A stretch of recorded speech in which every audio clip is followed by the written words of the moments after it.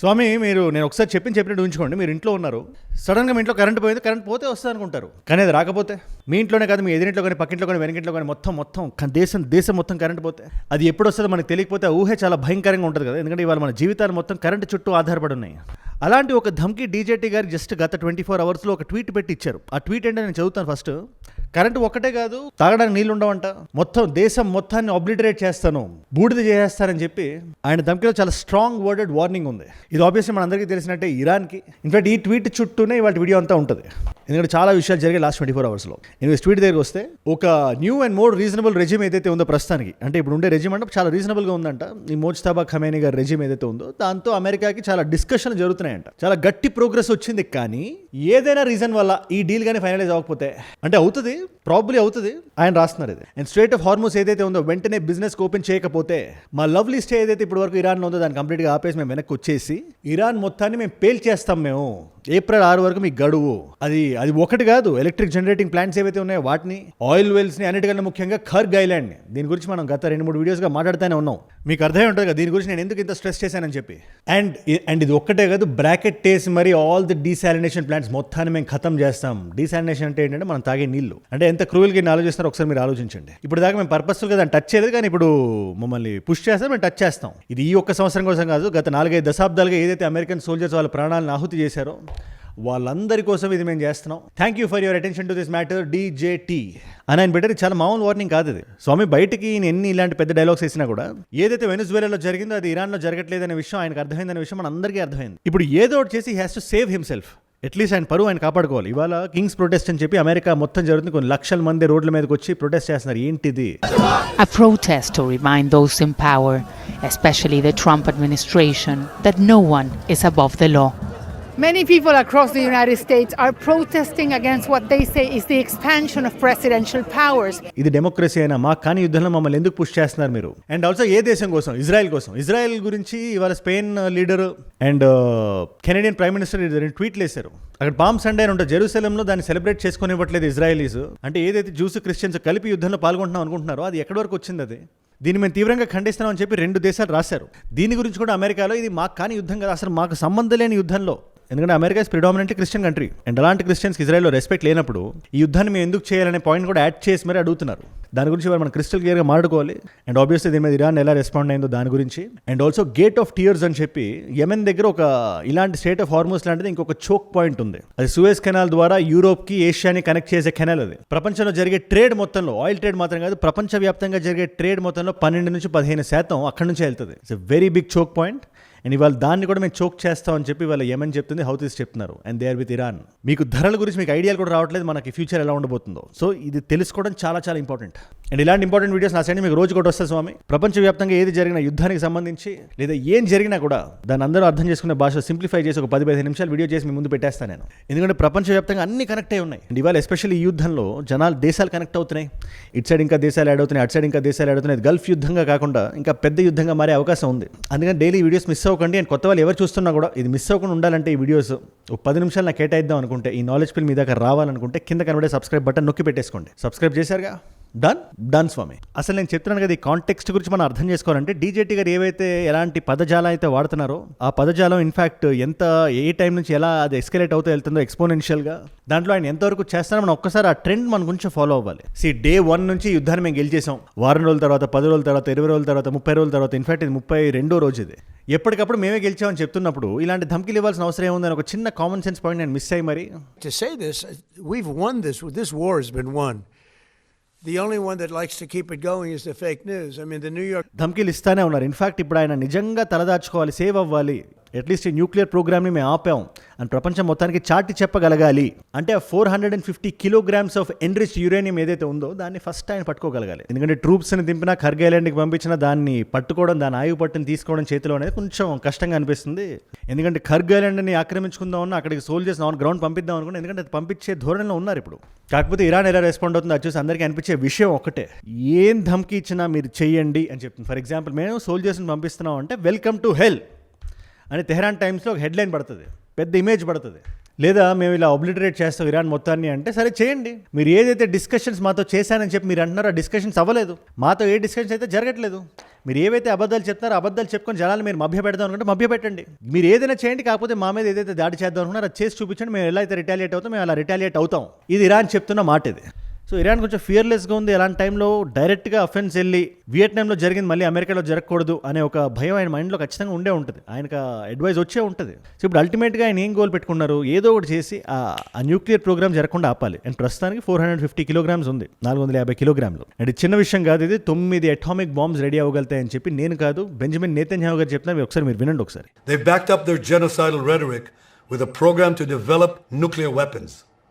In recent years, Iran has produced enough highly enriched uranium for 9 atom bombs. 9. In recent months, Iran has taken steps that it has never taken before, steps to weaponize this enriched uranium.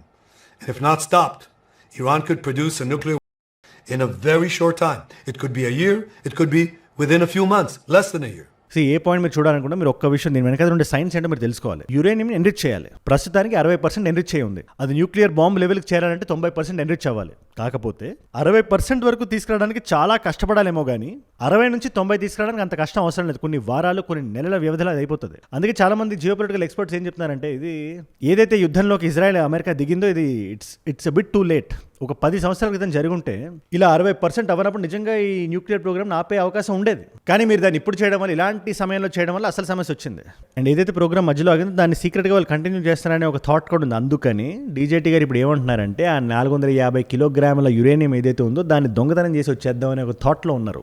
ఈ joke నిజంగా అఫీషియల్గా వచ్చిన news ఇది. అంటే సోల్జర్స్ని పంపించి దాన్ని వేసుకొని వచ్చేద్దాం ఫస్ట్. అది వేసుకొని వచ్చేసిన తర్వాత యుద్ధం అవసరం లేదు, మొత్తం ట్రూప్స్ మొత్తాన్ని వెనకాల పిచ్చేసి ఒక ప్రెస్ మీట్ పెట్టి మైక్ ముందు నిలబడి క్లీన్గా క్రిస్టల్ క్లియర్గా ఆయన ఏం చెప్తారు, లేదు మేము ఆపేసాం, ఇదిగోండి చూడండి, ఇదిగోండి ఇది యురేనియం మా దగ్గరే ఉంది అని ఆయన చూపించడానికి చాలా బలంగా ఒక ఫిజికల్ మ్యాటర్ ఉంటుంది. ఆ ప్లాన్ ఖచ్చితంగా నడుస్తుంది. కాకపోతే ఇది అంత తెలివైన ప్లాన్ ఎందుకు కాదు అంటే, సరే మీరు నిజంగానే పట్టుకొచ్చేసారనుకోండి, మీ బ్రూట్ ఫోర్స్ మొత్తాన్ని వాడి మీ సోల్జర్స్ పారా సోల్జర్స్ని పంపించి మెరీన్ కార్ప్స్ని అందరినీ పంపించి మీరు మొత్తం లాక్కొచ్చేసారు మీరు. ఇప్పుడు రష్యా ఏదైతే ఆపరేషన్ హిడెన్ హ్యాండ్ అని చేస్తుందో వాళ్ళు కొత్త యురేనియం పంపించరు, ఎన్రిచ్ యురేనియం డైరెక్ట్గా 90% ఎన్రిచ్ యురేనియం పంపించి అక్కడ ఇరాన్లో కూర్చోపెట్టరని ఏంటి గ్యారంటీ? ఇది ఆల్రెడీ జరిగింది కదా, ఏక్యూ ఖాన్ టైంలోనే జరిగింది. ఇది పాకిస్తాన్ ఇలాగే పంపించింది, న్యూక్లియర్ ట్రీటీలు అవి సైన్ చేసి సంతకాలు అవి పెట్టి. మరి then what is a big deal అంటే దానికి ఏం సమాధానం చెప్తారు? సరే, ఇన్ఫాక్ట్ డిమిత్రీ మెద్వెదేవ్ అని చెప్పి right hand man of Putin, ex president of Russia, ఆ వ్యక్తి ఏదైనా చెప్తే ఏదో సైడ్, నేను ఇది ఎందుకు చెప్తానంటే అదేదో ఆయన ఏదో సైడ్ క్యారెక్టర్ కాదు. ఆయన ఏదైనా చెప్తే దానికి ఒక వాల్యూ ఉంటుంది, హోల్డ్ ఉంటుంది. ఇది రష్యా నుంచి అఫీషియల్గా వస్తున్న మాటలాగే మనం పరిగణించవచ్చు. ఇప్పుడు ఈ వ్యక్తి ఒక వీడియో బయట ఇచ్చి మరి ఏం చెప్తున్నాడంటే, మీరు ఇరాన్ ఇక్కడ వరకు మీరు లాగారు కాబట్టి ఖచ్చితంగా న్యూక్లియర్ ఏదో ఒక స్థాయిలో ఒక న్యూక్లియర్ కేపబిలిటీని ఇరాన్ తెచ్చుకుంటుంది, ఆ తెచ్చుకున్న న్యూక్లియర్ కేపబిలిటీని అమెరికా మీద వాడుతుంది అనే పాయింట్ మీద ఎటువంటి డౌట్ లేదంటున్నాడు. ఒకసారి ఆయన మీరే వినండి ఒకసారి.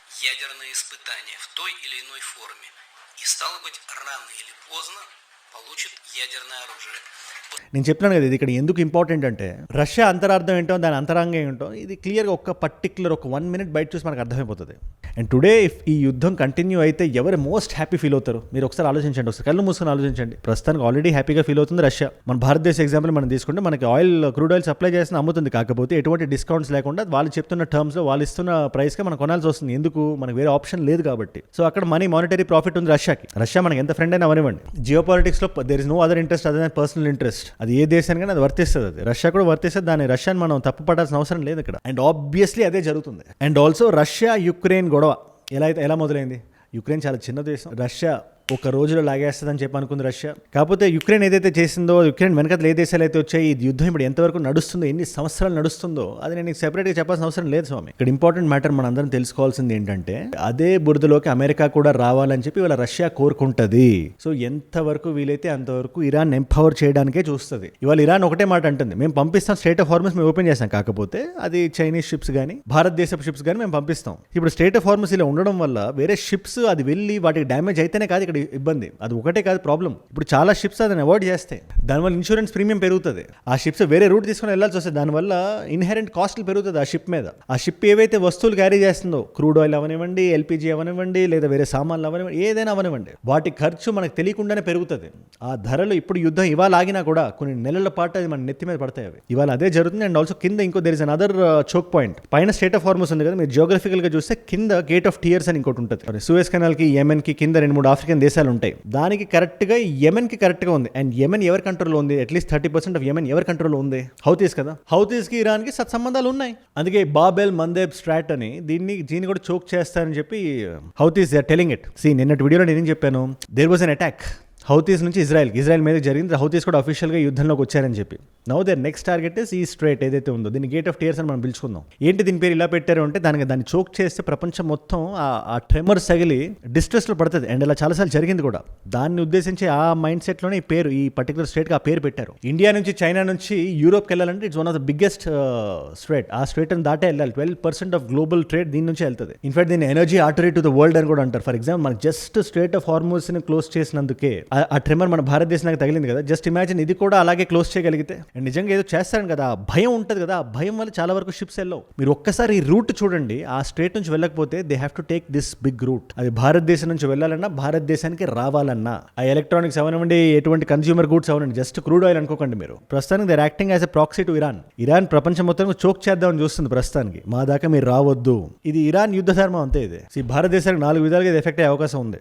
Energy security, India crude oil నుంచి 80% బయట నుంచి ఇంపోర్ట్ చేసుకుంటుంది. అదే కాకుండా మనం బయటికి పంపించే ట్రేడ్ కానీ, టెక్స్టైల్స్ కానీ, ఫార్మస్యూటికల్స్ కానీ అన్ని అక్కడి నుంచి వెళ్తాయి. వాటి మీద ఎఫెక్ట్ పడే అవకాశం ఉంది. తద్వారా ఇన్ఫ్లేషన్ పెరుగుతుంది. మనం ప్రస్తుతానికి ఏం చేయాలంటే, మనకి ఇప్పుడు ప్రస్తుతానికి మన జియో పొలిటికల్ ఇంట్రెస్ట్ ఏంటని చూసుకొని మనం నావిగేట్ చేయగలగాలి అంతే. ఎందుకంటే దీంట్లో మనం ప్రైమ్ ప్లేయర్ కాదు ఇక్కడ. We are getting affected because of an other 2 people's problem.